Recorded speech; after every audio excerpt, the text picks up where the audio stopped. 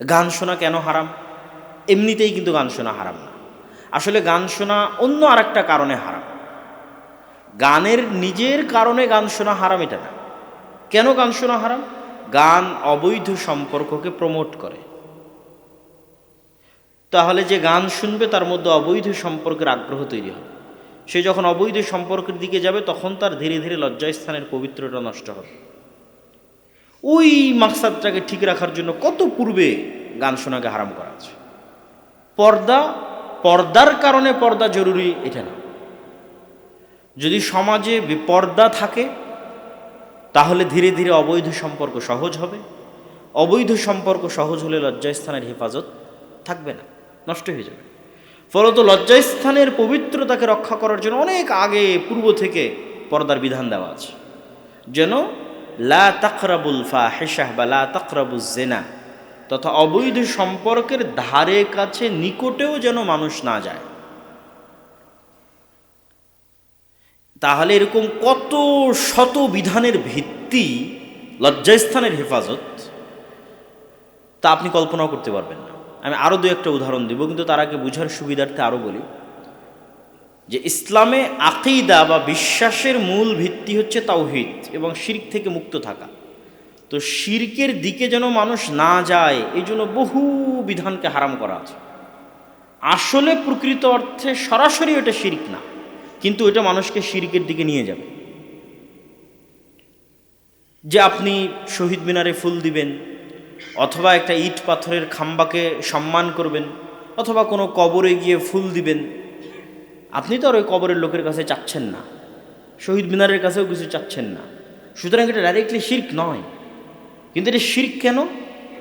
এইটা একটা সময় আপনার অন্তরে শিরকের দিকে আপনার অন্তরকে ধাবিত করবে। অফিসে ছবি ঝোলানো আছে, কি সমস্যা? কেন হুজুরেরা এত ছবি এবং ভাস্কর্যের বিরোধিতা করতেছে? আসলে ছবি তার ছবির কারণে হারাম নয়, কিন্তু ওই ছবি একটা সময় মানুষকে কোন দিকে নিয়ে যাবে? শিরকের দিকে নিয়ে যাবে। কবর উঁচু করলে সমস্যা কি? কবর উঁচু করলে কবরের প্রতি সম্মান তৈরি হলে আস্তে আস্তে আস্তে আস্তে ওইটা মানুষকে শিরকের দিকে নিয়ে যাবে। তো শিরকের মতো একটা ভয়াবহ গুনাহ থেকে বাঁচাতে তার চারি সাইডে অসংখ্য দেওয়াল তৈরি করা আছে ইসলাম। ঠিক লজ্জাস্থানের পবিত্রতাকে হেফাজত করার জন্য ইসলাম এরকম অসংখ্য বিধান দেওয়া আছে। যেমন তালাকের বিধানের সাথে যতগুলো বিধান সম্পৃক্ত, মেয়েদেরকে কেন ইদ্যত পালন করতে হবে? স্বামী যদি তাকে তালাকও দেয় তবুও কেন সে 3 মাসের পূর্বে অন্য জায়গায় বিবাহ বন্ধনে আবদ্ধ হতে পারবে না? বংশের পবিত্রতা রক্ষার জন্য, তথা আগের স্বামীর পক্ষ থেকে যদি তার পেটে কোনো সন্তান থাকে সেটি স্পষ্ট হওয়ার জন্য সে আর পরবর্তী 3 মাস অন্য কোথাও বিবাহ বন্ধনে আবদ্ধ হতে পারবে না। কেননা মানুষের পিতৃ পরিচয় ইসলামের সবচেয়ে গুরুত্বপূর্ণ বিষয়, এবং মানুষের লজ্জাস্থানের পবিত্রতার উপর ভিত্তি করেই মানুষের পিতৃর পরিচয় নির্ধারণ হয়। আর মানুষের পিতৃ পরিচয় নির্ধারণের উপর ভিত্তি করেই পৃথিবীতে পরিবার প্রথা টিকে থাকে। আর যখন এগুলো থাকবে না তখন আল্লাহ পৃথিবীও রাখবেন না। এই জন্য কিয়ামতের পূর্ব মুহূর্তে মানুষের মধ্যে মনুষ্যত্ববোধ থাকবে না। মানুষ পশু প্রাণীর মতো হবে। পশু প্রাণী যেমন খোলা মাঠে একজন আরেকজনের সাথে সম্পর্ক করতে দ্বিধাবোধ করে না, মানুষ নারী পুরুষ সেই পর্যায়ে পৌঁছে যাবে। তখন আর পিতৃ পরিচয় ঠিক থাকবে না, পরিবার প্রথা অব্যাহত থাকবে না। তখন আল্লাহ কিয়ামত কায়েম করবেন। তার আগ পর্যন্ত পৃথিবী চলমান থাকবে। তাহলে মানুষের সাথে এবং পশুর মধ্যে সবচেয়ে বড় পার্থক্যের জায়গা হচ্ছে পিতৃ পরিচয়ের নিশ্চয়তা এবং লজ্জাস্থানের হেফাজত। এই জন্য প্রত্যেক যা যা এই রাস্তায় মানুষকে উৎসাহী করতে পারে তার প্রত্যেকটা হারাম করা আছে। আর বর্তমান সেকুলার এবং লিবারেল যে পৃথিবী, তারা প্রত্যেকটা ওই জিনিসকে প্রমোট করে যেই জিনিস মানুষকে অবৈধ সম্পর্কের দিকে ধাবিত করে। প্রত্যেক ওই জিনিসকে তারা মানুষকে, নারীকে প্রোডাক্ট, পণ্য দ্রব্য হিসেবে ব্যবহার করে। আবার মুসলমানদের উপর তারা অভিযোগ চাপায় যে মুসলমানেরা নাকি নারীকে পণ্যদ্রব্য মনে করে। না, মূলত তারা নারীকে পণ্যদ্রব্য মনে করে, প্রোডাক্ট মনে করে, বিক্রিযোগ্য পণ্য মনে করে। ফলত পৃথিবীতে এমন কিছুই বিক্রি হয় না যার সাথে নারীর ছবি, নারীর কণ্ঠ, নারীর দৃশ্য, নারীর চেহারা সম্পৃক্ত না হয়। প্রত্যেকটা অ্যাড, প্রত্যেকটা অফিসের রিসিপশন, প্রত্যেকটা শোরুম, যেখানে যাবেন, গাড়ি কিনতে যান, কাপড় কিনতে যান, যাই কিনতে যান না কেন, সেখানে নারীকে শোপিসের মতো ইউজ করা হচ্ছে, যেন আপনি তার কারণে তার চেহারা এবং তার সৌন্দর্য উপভোগ করত সেই জিনিসটি ক্রয় করতে উদ্বুদ্ধ হন। সুতরাং এখানে ক্রয় বিক্রয় হচ্ছে নারীর চেহারা, বিক্রিযোগ্য পণ্য হচ্ছে নারীর চেহারা, যোগ্যতা নয়, যোগ্যতার মাপকাঠিতে চাকরি নয়। বিমানবালা সহ, রিসিপশন সহ সব জায়গায় মূলত যোগ্যতার ভিত্তি হচ্ছে চেহারার সৌন্দর্যতা। তাহলে এখানে কি বিক্রি করা হচ্ছে? চেহারা বিক্রি করা হচ্ছে। আর ইসলাম সম্পূর্ণরূপে মানুষের মনুষ্যত্বকে এইরকম বিক্রিযোগ্য জায়গায় নামিয়ে আনার বিরোধী, মানুষকে যন্ত্র হিসেবে ট্রিট করার বিরোধী ইসলাম। ইসলাম কখনই মনে করে না যে মানুষ একটা যন্ত্র, কিন্তু আজকের সেকুলার এবং লিবারেল পৃথিবী মনে করে মানুষ একটা যন্ত্র। কিসের যন্ত্র? পয়সা কামানোর যন্ত্র, পয়সা ইনকাম করার মেশিন। এইভাবে আমাদের শিক্ষা ব্যবস্থা তৈরি করা হয়েছে, এইভাবে আমাদের পারিপার্শ্বিকতা তৈরি করা হয়েছে। কিন্তু ইসলামের দৃষ্টিতে মানুষকে যদি পয়সা কামানোর যন্ত্র মনে করা হয়, তাহলে এতে মানুষের অপমান করা হয়। মানুষের পয়সা কামানোটা হচ্ছে তার অপশনাল, তার মূল গুরুত্বটা কি? তার চারিত্রিক উন্নতি, তার ব্যক্তিত্ব, তার পার্সোনালিটি, তার সম্মান, তার আত্মমর্যাদা, এটা হচ্ছে মূল। ওইটা ঠিক রেখে যদি সে পয়সা ইনকাম করতে পারে, ঠিক আছে। কিন্তু সেকুলার দুনিয়াতে আপনি সব কিছু বিসর্জন দিয়ে দিবেন, আপনার ইজ্জত, আপনার আত্মমর্যাদা, আপনার সম্মান সব কিছু বিসর্জন দিয়ে দিবেন। কেন? আপনার টাকা দরকার। এটিকে বলা হয় বস্তুবাদী পৃথিবী, ম্যাটেরিয়ালিস্টিক। যা চোখে দেখা যায় শুধু তার জন্য দৌড়ানো, আর যা চোখে দেখা যায় না তার জন্য অযথা সময় নষ্ট না করা। কেননা নেকি, সম্মান, মর্যাদা, ব্যক্তিত্ব, জান্নাত, জাহান্নাম, আল্লাহর সন্তুষ্টি, গুনাহ, এগুলো একটাও চোখে দেখা যায় না। কিন্তু টাকা অবশ্যই চোখে দেখা যায়, বাড়ি গাড়ি অবশ্যই চোখে দেখা যায়। এই জন্য ইসলামে বিশ্বাসের ক্ষেত্রে শুরুতেই বলা আছে আল ইমান বিল গায়েব, অদৃশ্যের উপর বিশ্বাস। আপনি মুসলিম হতে চাইলে অদৃশ্যের উপর বিশ্বাস দিয়েই ইসলামের শুরু। যতগুলো পয়েন্ট, 6টা, তার বেশিরভাগই অদৃশ্য। আল্লাহ সুবহানাহু ওয়া তাআলাকে আমরা দেখেছি? দেখিনি। আমাদের জন্য আল্লাহ রাসূলও অদৃশ্য, কারণ আমরা আল্লাহ রাসূলকেও দেখিনি, আমরা ফেরেশতাদেরকে দেখি না, কিয়ামত সংঘটিত হচ্ছে কি হবে কি হবে না আমরা দেখিনি, তাকদীরের বিষয় আমরা জানি না। তাহলে ইসলামের মৌলিক যে 6টা বিশ্বাস, তার প্রত্যেকটা অদৃশ্য, এবং এটির উপরে ইসলাম টিকে আছে। এই অদৃশ্য বিশ্বাসগুলো যতটা মজবুত হবে আমার এবং আপনার অন্তরে, আমরা ততটা এই বস্তুবাদী দুনিয়ার চিন্তাধারা থেকে বেরিয়ে আসতে পারব, এবং আমাদের চিন্তা চেতনা হবে পরকালমুখী, যে আমাদের মৃত্যুর পর এই জগতের পর কি হবে। এবং আল্লাহ সুবহানাহু ওয়া তাআলা কোরআন মাজিদে বারবার মানুষকে পরকালের কথা স্মরণ করিয়েছেন, আর দুনিয়ার অকার্যকরিতা, দুনিয়ার ক্ষণস্থায়িত্ব, দুনিয়ার ধোকার কথা স্মরণ করিয়েছেন। অমাল হায়াতুদ দুনিয়া ইল্লা মাতাউল গুরুর, দুনিয়া ধোকার জায়গা মাত্র। বহু আয়াত আল্লাহ সুবহানাহু ওয়া তাআলা বলেছেন।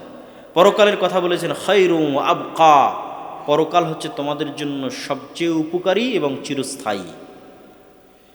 তাহলে ইসলামের মূল্যবোধগুলো আপনি ঠিকঠাক ধরতে পারবেন যখন আপনার চিন্তা চেতনা, সেকুলার যে চিন্তা চেতনা আছে, বস্তুবাদী চিন্তা চেতনা, সেটি থেকে বের হয়ে পরকালমুখী চিন্তা চেতনা হবে।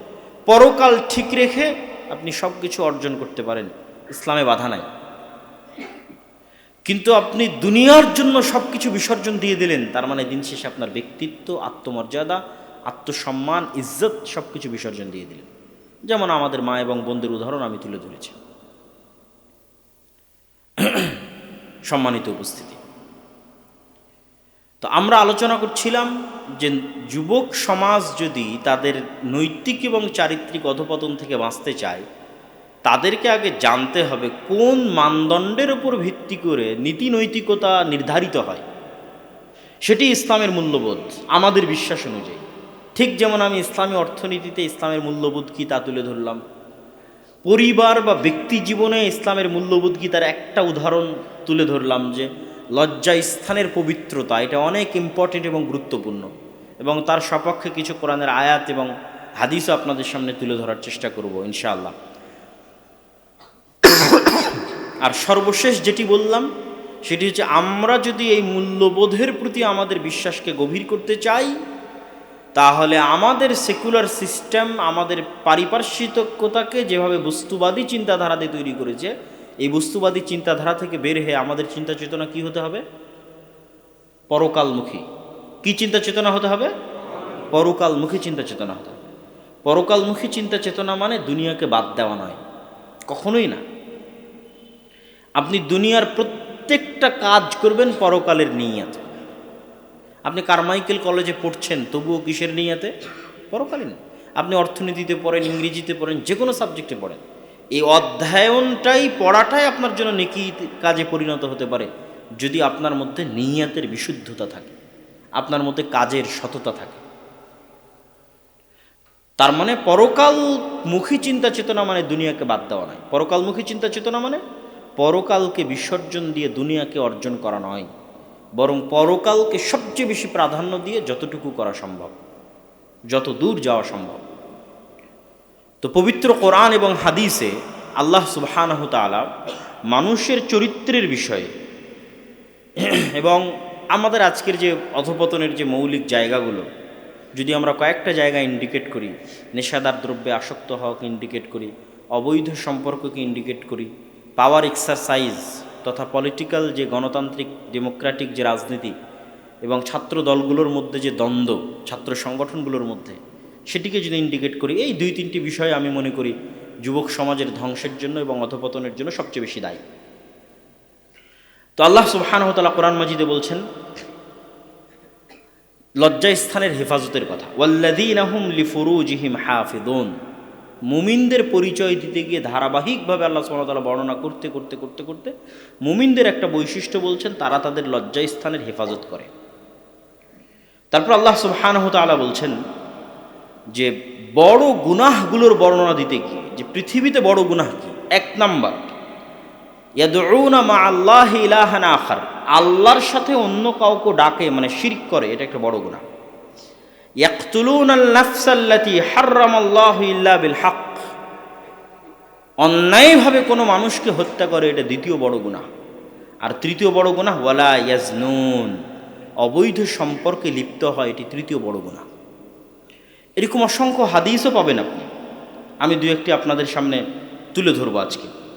ইন্নাল্লাযীনা ইউহিব্বুনা আন তাশিআল ফাহিশা ফিল্লাযীনা আমানু লাহুম আযাবুন আলীম, যারা মুসলমানদের মধ্যে অশ্লীলতা ছড়িয়ে দিতে চায় তাদের জন্য ইহকালে এবং পরকালে অপমান ও কঠিন শাস্তি রয়েছে। অশ্লীলতা ছড়াতে যারা সহযোগিতা করে, এক নিজে অশ্লীলতা লিপ্ত হওয়া, আর আরেকটা হচ্ছে অশ্লীলতা ছড়ানো। যেমন আমি আজকে আপনার এখানে দাওয়াতি কাজ করতে আসছি ইসলামের জন্য, এরকম আপনারা আজকে এখানে আয়োজন করেছেন ইসলামকে ছড়িয়ে দেওয়ার জন্য। এরকম দেখবেন এই কলেজেই অনেক ছাত্রছাত্রী আছে যারা অশ্লীলতার দাওয়াত দেওয়ার জন্য, অশ্লীলতার প্রমোট করার জন্য অসংখ্য অনুষ্ঠান আয়োজন করে থাকে। তো সেটি হচ্ছে আরও বড় প্রকাশ্য গুনাহ। একটা হচ্ছে আমি একটা গুনাহে লিপ্ত হলাম, কিন্তু আমার অন্তরে আফসোস আছে সেই গুনাহের জন্য, এবং আমি চাচ্ছি আমার এই গুনাহটা গোপন থাক। এই ধরনের গুনাহ আল্লাহ সুবহানাহু ওয়া তাআলা দ্রুত ক্ষমা করে দেন। আর আরেকটা গুনাহ হচ্ছে আমি প্রকাশ্যে আল্লাহর বিধান লঙ্ঘনের জন্য মানুষকে দাওয়াত দিচ্ছি, এটা অনেক বড় কাবিরা গুনাহ। এবং এই ধরনের কাবিরা গুনাহ আযাব, আল্লাহর গজব ডেকে নিয়ে আসে, কেননা সেখানে আল্লাহর বিধানকে প্রকাশ্যে লঙ্ঘন করার দাওয়াত দেওয়া হচ্ছে। সুতরাং যে সমস্ত ভাইয়েরা যারা হয়তো সঠিকভাবে ইসলামের বিধিবিধান মূল্যবোধ ফলো করতে পারেন না, তারা অন্তত প্রকাশ্যে আল্লাহর বিধানকে যে লঙ্ঘন করা হয় এটিকে প্রমোট করার ধারে কাছেও যাবেন না, কেননা সেটি আপনার আযাব এবং গজবের শিকার হতে পারেন আপনি যে কোনো সময়। এবং সেটি আপনার জন্য অনেক বড় গুনাহ এবং আল্লাহর বিধানের প্রকাশ্য লঙ্ঘন, আল্লাহর সাথে প্রকাশ্য চ্যালেঞ্জের স্বরূপ। আল্লাহ সুবহানাহু ওয়া তাআলা পবিত্র কোরআন মাজিদে এই অবৈধ সম্পর্ক থেকে মানুষকে বাঁচানোর জন্য অনেক সিস্টেম দিয়ে রেখেছেন। যেমন পর্দার কথা বলেছি, চক্ষু নিচু রাখার কথা বলেছি, আরও যত বিবাহের কথা, তালাকের আইন, সব কিছু। তার মধ্যে আরও একটা বিষয় রেখেছেন, সেটা হচ্ছে শাস্তি। আয-যানিয়াতু ওয়াজ-যানি ফাজলিদু কুল্লা ওয়াহিদিম মিনহুমা মিআতা জালদাহ। অবিবাহিত ব্যভিচারীকে 100 বেত্রাঘাতের আদেশ আল্লাহ সুবহানাহু ওয়া তাআলা নিজে কোরআন মাজিদে দিয়েছে। এবং বিবাহিত ব্যভিচারীকে হত্যার আদেশ দেওয়া আছে, এবং সেই হত্যার ধরনটা সবচেয়ে ভয়াবহতম ধরন। আর কোনো শাস্তির জন্য এত ভয়াবহ ধরন নির্ধারণ করা হয়নি। সেটি হচ্ছে বুক পরিমাণ মাটিতে পুঁতে দিয়ে চারিদিক থেকে মানুষ পাথর নিক্ষেপ করে হত্যা করবে। আর অন্যগুলোতে হয় স্বাভাবিক হত্যা অথবা স্বাভাবিক ফাঁসি। কিন্তু এই জায়গায় পরিবারের হেফাজত এবং লজ্জাস্থানের হেফাজতে আল্লাহ সুবহানাহু ওয়া তাআলা শাস্তির ধরনটা করে দিয়েছেন সবচেয়ে ভয়ঙ্করতম এবং ভয়াবহতম, যা প্রমাণ করে যে এটি কত বড় ভয়াবহ অপরাধ ইসলামী মূল্যবোধের দৃষ্টিতে। আল্লাহ সুবহানাহু ওয়া তাআলা শুধু মুমিনদেরকে নয়, বরং মুমিনা নারীদের ক্ষেত্রেও যখন আল্লাহ সুবহানাহু ওয়া তাআলা অপরাধের বর্ণনা দিয়েছেন, আল্লাহ ইউশরিকনা বিল্লাহ, তোমরা আল্লাহর সাথে শরীক করবে না, ওয়ালা ইয়াকতুলনা আওলাদাহুন্না, নিজেদের সন্তানদেরকে অন্যায়ভাবে হত্যা করবে না। দেখবেন ওই সিকোয়েন্স ঠিক আছে। আগের আয়াতেও আল্লাহ 1 নম্বরে রাখলেন শিরক, তারপরে হত্যা। এখানেও শিরক, হত্যা, তারপরে ওয়ালা ইয়াজনুন, ওয়ালা ইয়াজনিন, যেন জেনায় লিপ্ত না হয় নারীদের ক্ষেত্রে। আল্লাহ সুবহানাহু ওয়া তাআলা এরকম পবিত্র কোরআন এবং আয়াতে এবং হাদিসে এই বিষয়গুলোকে অত্যন্ত ভয়াবহভাবে এবং অত্যন্ত স্পষ্টভাবে তুলে ধরা আছে। রাসূলুল্লাহ সাল্লাল্লাহু আলাইহি ওয়াসাল্লাম যখন পাপের বর্ণনা দিয়েছেন, গুনাহের বর্ণনা দিয়েছেন, তখনও তিনি যে গুনাহের যে সিরিয়ালগুলো করেছেন, সেই সিরিয়ালগুলোর ক্ষেত্রে তিনি অবৈধ সম্পর্ককে ধারাবাহিক সিরিয়ালের ক্ষেত্রে প্রাধান্য দিয়েছেন। যেমন রাসূলুল্লাহ সাল্লাল্লাহু আলাইহি ওয়াসাল্লাম বলেন, তোমরা 7 ধরনের বড় পাপ থেকে বেঁচে থাকো। এবং আব্দুল্লাহ বিন মাসউদ রাদিয়াল্লাহু তাআলা আনহু রাসূলুল্লাহ সাল্লাল্লাহু আলাইহি ওয়াসাল্লামকে জিজ্ঞেস করলেন, আইয়ু যামবি ইনদাল্লাহি আকবার, আল্লাহর নিকটে সবচেয়ে বড় পাপ কোনটি?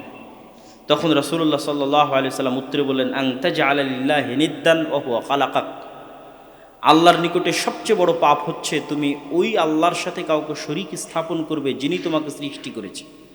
যে আল্লাহ তোমাকে সৃষ্টি করেছে তিনিই তোমার ইবাদত পাওয়ার হকদার, তো তুমি তার সাথে অন্য কাউকে শরীক করবে, এটি সবচেয়ে বড় অপরাধ। আমি জিজ্ঞেস করলাম, সুম্মা আইয়ু, তারপরে সবচেয়ে বড় অপরাধ কোনটি? আল্লাহ নবী বললেন, আন তাকতুলা ওয়ালাদাকা খাশিয়াতা আন ইয়াতাআমা মাআক, নিজের সন্তানকে এই ভয়ে হত্যা করলে যে তোমার সন্তান তোমার সাথে খাবে আর তুমি তার খাবারের ব্যবস্থা করতে পারবে না। মানে দারিদ্রতার ভয়ে নিজের সন্তানকে হত্যা করলে, এটা হলো পৃথিবীর দ্বিতীয় বড় মহাপাপ।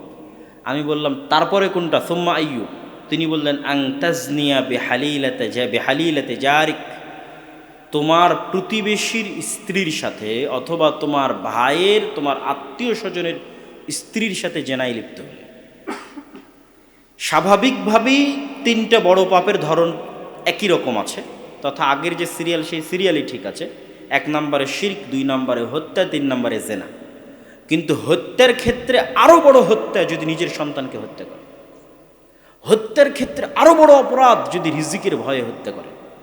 কেন? রিজিকের মালিককে আল্লাহ সুবহানাহু ওয়া তাআলা।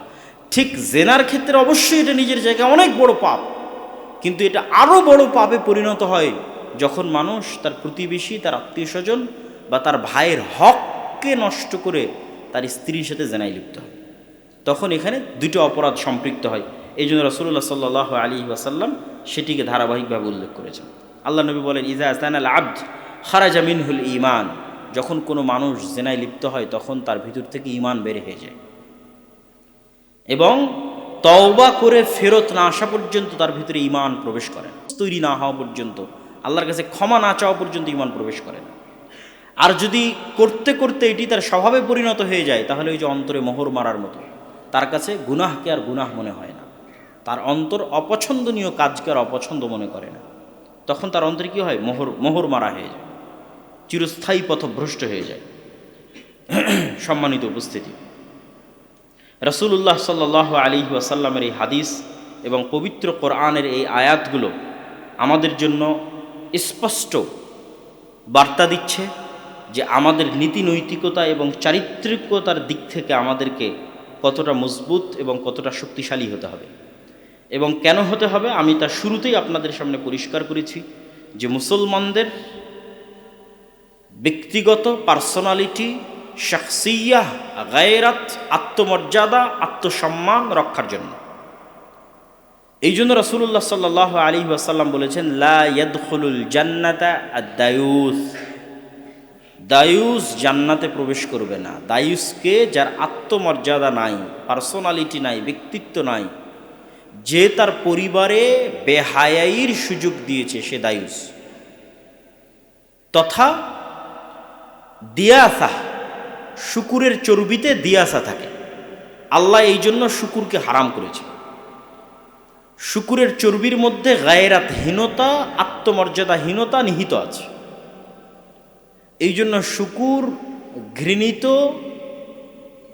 অপরিষ্কার, জঘন্য, নিকৃষ্ট জায়গায় থাকে এবং অপরিষ্কার থাকা সে পছন্দ করে। এমনকি তাদের যে বিষ্ঠা আছে, তাদের যে মল আছে, সেটিকে চাটা এবং খাওয়া শুকুরের নিজস্ব চারিত্রিক বৈশিষ্ট্য, যা তার গোস্ত এবং তার চর্বির মধ্যে এই ধরনের নিকৃষ্টতাকে নিহিত করে, অন্তর্ভুক্ত করে। ফলত মানুষ যখন প্রচুর পরিমাণে শুকুরের চর্বি খাবে, তখন ধীরে ধীরে ধীরে ধীরে তার মধ্যে ওই গায়রাতহীনতা চলে আসবে। তখন সেও এরকম নিকৃষ্ট, অপবিত্র, জঘন্য, মানুষের কাতার থেকে নেমে পশুর কাতারে চলে যাওয়া, তার স্ত্রীর বিষয়ে তার মধ্যে কোনো গায়রাত, তার কন্যা, তার বোনের বিষয়ে তার মধ্যে কোনো গায়রাত কাজ করবে না। এই জন্য দেখবেন আজকে অনেক যারা কাপল ব্লগিং করে, নিজের স্ত্রীর চেহারাকে বিক্রি করে মানুষের কাছ থেকে টাকা ইনকাম করে, মানে তার মধ্যে গায়রাতের মাত্রাটা কোন পর্যায়ে, আত্মমর্যাদার লেভেলটা কোন পর্যায়ে, এটা বিভিন্নভাবে তৈরি হয়েছে তার মধ্যে। হয় হারাম ইনকামের কারণে তৈরি হয়েছে, না হয় হারাম ভক্ষণের কারণে তৈরি হয়েছে, না হয় পারিপার্শ্বিক অবস্থার কারণে তৈরি হয়েছে, না হয় বস্তুবাদী চিন্তাধারার কারণে তৈরি হয়েছে, দুনিয়াকে প্রাধান্য দেওয়ার কারণে তৈরি হয়েছে। কিন্তু তার মনুষ্যত্ব, তার পার্সোনালিটি, তার ব্যক্তিত্ব শেষ হয়ে গেছে, নাই। যখন থেকে সে তার স্ত্রীকে বিক্রি করে টাকা ইনকাম করা শুরু করেছে। তো এই জন্য রাসূলুল্লাহ সাল্লাল্লাহু আলাইহি সাল্লাম বলেছেন, সে জান্নাতে যাবে না। যখন মানুষ ওই লেভেলে চলে যায়, তখন তার রক্ত আর শুকুরের রক্ত একই রকম হয়ে যায়। আর অতি আত্মমর্যাদা সম্পন্ন মানুষ, অতি আত্মমর্যাদা সম্পন্ন যুবক সমাজের ফিতনাকে দূর করতে পারবে। কিভাবে সমাজের ফিতনাকে দূর করতে পারবে আমি বলি, মেয়েদেরকে পথভ্রষ্ট করা অনেক সহজ, তাদেরকে যে কোনো ফাঁদে ফেলা অনেক সহজ, তাদেরকে পথভ্রষ্ট করা শয়তানের জন্য পুরুষের তুলনায় অনেক অনেক সহজ। এই জন্য যখনই আপনি মেয়েদেরকে স্বাধীন করে দিবেন, আজাদ করে দিবেন, তখন তাদের পথভ্রষ্ট হয়ে যাওয়ার সম্ভাবনা সবচেয়ে বেশি। আপনি তাদেরকে আর নিয়ন্ত্রণ করতে পারবেন না, কন্ট্রোল করতে পারবেন না। তাহলে সমাজে ফিতনা দূর করার জন্য পুরুষকে আত্মমর্যাদাশীল হতে হবে, পুরুষকে আত্মমর্যাদা সম্পন্ন হতে হবে, যে তার স্ত্রীকে, যে তার কন্যাকে, যে তার বোনকে তাদের ইজ্জত রক্ষার জন্য তাদেরকে পর্দার মধ্যে রাখবে, তাদেরকে ছেড়ে দিবে না, তাদেরকে উন্মুক্ত করে দিবে না। এর জন্য তার ভিতরে আত্মমর্যাদা থাকা লাগবে, গায়রাত থাকা লাগবে। আর পুরুষের মধ্যে যদি আত্মমর্যাদায় গায়রাত না থাকে, 90% নারীর পক্ষে এটি সম্ভব নয় যে সে ফিতনার পরিবেশের মধ্যে উঠা বসা করবে আর নিজেকে সে ঠিক রাখবে, সংশোধিত রাখবে, পবিত্র রাখবে। এটা অনেক কঠিন, পুরুষের চাইতে নারীর জন্য বেশি কঠিন, কেননা তাদের অন্তর নরম, তাদেরকে পথভ্রষ্ট করা শয়তানের জন্য বেশি সহজ। তাহলে সমাজকে ফিতনা থেকে দূরে রাখতে হলে মূল ভূমিকা থাকতে হবে পুরুষের। এই জন্য আল্লাহ নবী বলেছেন, পুরুষ যদি আত্মমর্যাদাহীন হয়ে যায়, শূকরের মতো হয়ে যায়, তাহলে ওই পুরুষের জান্নাতে যাওয়ার প্রয়োজন নাই। সে তার পরিবারকে নষ্ট করছে, তার স্ত্রী, তার কন্যা, তার মা, তাদেরকে সে নষ্ট করে দিচ্ছে। এবং এটার আরেকটা পরবর্তী ইফেক্ট হচ্ছে, যখনই কোনো পুরুষ আত্মমর্যাদাহীন হয়, গায়রাতবিহীন হয়, এবং তার স্ত্রী এবং তার কন্যা বা তার বোন এই ধরনের খোলামেলা পরিবেশে উঠা বসা করবে, চলাফেরা করবে, এবং অসংখ্য পুরুষের সংস্পর্শে আসবে, এবং পুরো পরিবার থেকে গায়রাত উঠে যাবে, তখন তার পরবর্তী প্রজন্ম তথা এই স্বামী এবং এই স্ত্রীর পরবর্তী প্রজন্ম পুরুষ হিসেবে জন্ম হওয়ার চাইতে ছেলে মানুষ হিসেবে জন্ম নিলেও তার মধ্যে নারীর স্বভাব থাকবে। তখন আপনি আর ওই পুরুষ জন্ম দিতে পারবেন না যে বীর মুজাহিদ হবে, সাহসী হবে, পৃথিবীর সামনে মাথা নত করবে না, তারেক বিন জিয়াদ হবে, খালেদ বিন ওয়ালিদ হবে, ওমর ইবনুল খাত্তাব হবে, জন্ম দিতে পারবেন না। তখন তার পরবর্তী যে প্রজন্ম আসবে, সেই পরবর্তী প্রজন্ম আসবে আরও বেশি পরিমাণে কম্প্রোমাইজিং, আরও বেশি পরিমাণে ছাড় দেওয়া, এবং পৌরুষত্বের তুলনায় তার মধ্যে মেয়েলি স্বভাব বেশি বিরাজ করবে। তাহলে আপনি যদি পৃথিবীকে বাঁচাতে চান, পুরুষ জন্ম দিতে হবে। সাহসী, আত্মমর্যাদা সম্পন্ন পুরুষ পৃথিবীতে থাকা লাগবে, পরিবারকে রক্ষা করার জন্য, মুসলিম উম্মাহকে রক্ষা করার জন্য, পৃথিবীকে রক্ষা করার জন্য। থাকবে কিভাবে? তাহলে ওই পুরুষের আত্মমর্যাদা, আত্মসম্মান রক্ষা হতে হবে, তার পরিবারের মধ্যে পর্দা, নম্রতা থাকতে হবে। তাহলে তার পরবর্তী প্রজন্ম যে আসবে, সেও আত্মমর্যাদা সম্পন্ন ব্যক্তিত্ববান পুরুষ হিসেবেই জন্ম নেবে। এই জন্য পরিবারের পবিত্রতা এবং লজ্জাস্থানের পবিত্রতার বিকল্প নাই। আল্লাহ সুবহানাহু ওয়া তাআলা আমাদেরকে এবং আমাদের পরবর্তী বংশধরদেরকে আমাদের নিজেদের লজ্জাস্থানের পবিত্রতা এবং আমাদের পরিবারের পবিত্রতা রক্ষা করত, আমাদের নিজেদেরকে পুরুষ হওয়ার এবং আমাদের পরবর্তী প্রজন্ম থেকে আল্লাহ সুবহানাহু ওয়া তাআলা মহাপুরুষ, আলফা মেল, যারা আরও বেশি উঁচু আত্মমর্যাদা সম্পন্ন, উঁচু মানসিকতা সম্পন্ন, উঁচু ব্যক্তিত্ব সম্পন্ন, নেতৃত্বের গুণাবলী সম্পন্ন, এই ধরনের পুরুষের আশার তৌফিক দান করেন। আল্লাহুম্মা আমিন। বক্তব্যের শেষের দিকে আর দুটি টপিক থেকে যাচ্ছে। একটা হচ্ছে পাওয়ার এক্সারসাইজ গণতান্ত্রিক রাজনৈতিক দলগুলোর কারণে, আর 2 নম্বর হচ্ছে নেশাদার দ্রব্য। এই দুটির ক্ষেত্রে মুসলমানদেরকে মনে রাখতে হবে যে মুসলমানেরা সবচেয়ে বেশি প্রোডাক্টিভ হওয়া উচিত। মুসলমানদের সবচেয়ে বেশি উৎপাদন ক্ষমতা সম্পন্ন হওয়া উচিত। মুসলমানেরা যদি প্রোডাক্টিভ না হয়, তারা যদি উৎপাদন ক্ষমতা সম্পন্ন না হয়, তাহলে তারা পৃথিবীকে বিজয় করতে পারবে না। যে আপনার চেয়ে বেশি প্রোডাক্টিভ হবে, সেই পৃথিবী শাসন করবে। সেক্ষেত্রে আল্লাহ সুবহানাহু ওয়া তাআলা কে মুমিন কে কাফের তা দেখবেন না। আমেরিকা এবং ইসরায়েল জ্ঞান বিজ্ঞানে আমাদের চেয়ে এগিয়ে, তাই তারা পৃথিবী শাসন করতেছে। আমরা তাদের চেয়ে জ্ঞান বিজ্ঞানে পিছিয়ে, প্রযুক্তিতে পিছিয়ে, পরিশ্রমের চেষ্টায় পিছিয়ে, এই জন্য আমরা পৃথিবী শাসন করতে পারতেছি না।